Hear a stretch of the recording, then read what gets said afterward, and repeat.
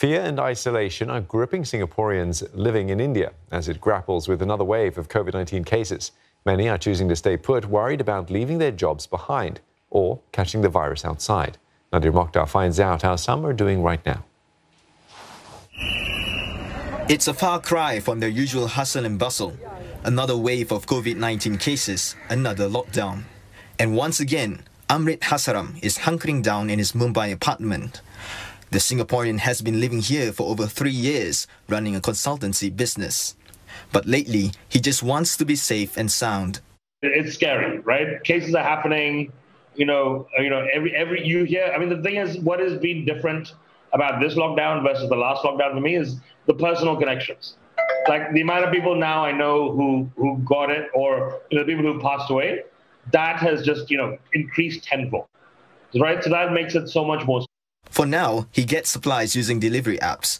The last he heard from Singapore consular authorities was weeks back, asking to see if he was fine. He's given up on the thought of returning to Singapore with no flights back, and especially not when the virus is still raging outside. If I even were to think of going to Singapore, the scary thing for me is going to the airport, right? Going to Bombay Airport, there's so many people there, right? And, everyone, I guess now every flight probably needs a test, but, they're just taking too much risk. So for me, it's less about traveling to Singapore, it's more about going through the airport experience. I don't think it's a risk worth taking. Staying put is exactly what this Singaporean family is doing. They live in the southern city of Chennai. Musician Pravin Saivi and his family of 4 say, although isolated, they are still holding up well. To be very honest, I live slightly away from the city of Chennai. I live along the coastal area.